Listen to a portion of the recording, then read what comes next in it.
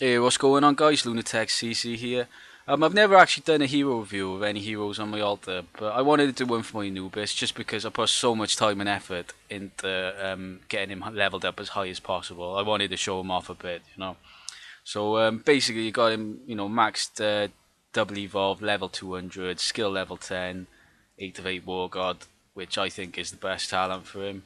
Um, Rocking with level 4 stone skin crests, which stone skins good for Anubis. I put him in the Goblet Life artifact just for the sake of this video. I normally got him in Axe of Strife.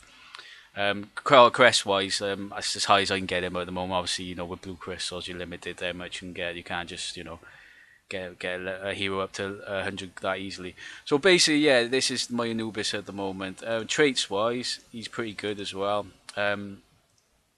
Not amazing, I mean, I've only got him on a level 2 or 5 death sentence. I don't until I get more heroes augmented. I'm happy with that. So that's just an 11% chance to deal 360% attack damage to enemy nearby units when attacking. It kind of fires like a almost like a little like white laser beam when it goes off. Traits wise, I got a level 4 crit damage, two level 5 HPs and a level 4 HP, a level 4 dodge. I'm always happy to have a bit of dodge on him. Um, that it didn't spend much to get these. I was quite lucky, and I've just I'm keeping it at that at the moment. It'd be nice to get a bit more damage, but I'm happy with that at the moment. You know. So I just thought I'd show him off in a few game modes. To show you why he's so good. I mean, Guild Wars, he's proving amazing at the moment. He's changing it up for me in Guild Wars because I was getting to that stage with like everyone's got the newest heroes and the rarer heroes.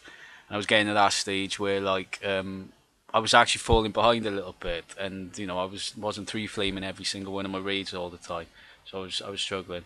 So I'm actually going to go up against quite a difficult like this lot here. This is quite a difficult one with Michael. I just want to show you how good Anubis is, right? So I'll put him in first just to get his proc off as quickly as possible. A lot of stun going on in there, so hopefully he gets proc off.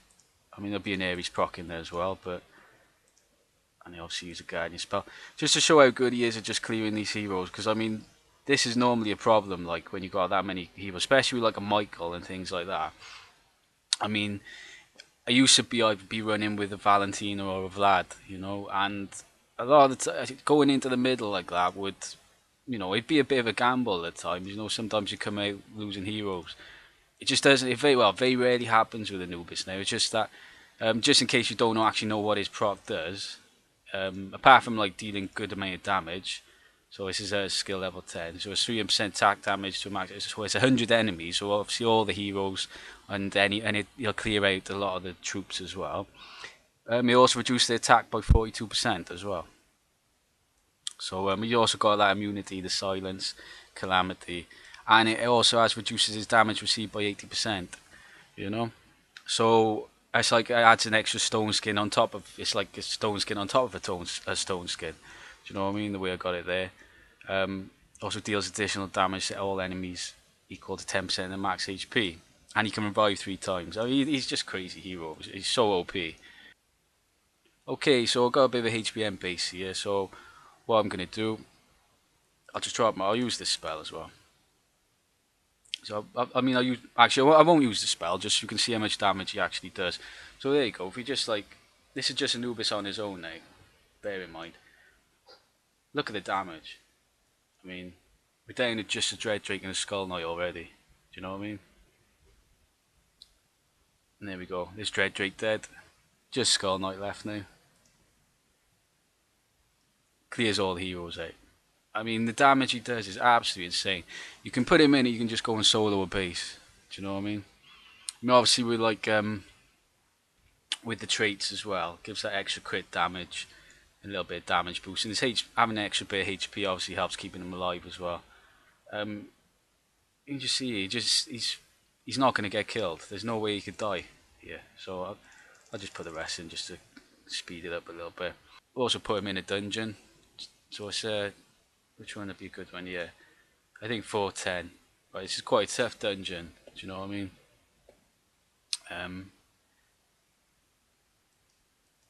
Well, it's not that tough actually, but We'll just put him in, just see how he does. I mean, it's tough for the sake of putting in one hero. You know, one hero on his own. Look at that. It's just cleared every single hero off the base. You know, nothing to worry about with regards to taking too much damage. We just keep an eye on this centaur. See his damage go down. See his HP go down. His damage go down. See his health just go down. There you go. I mean, let's face it. There's not even with double evolves. There's not a lot of double evolves which you could chuck in like this, and they would just solo this dungeon. Do you know what I mean?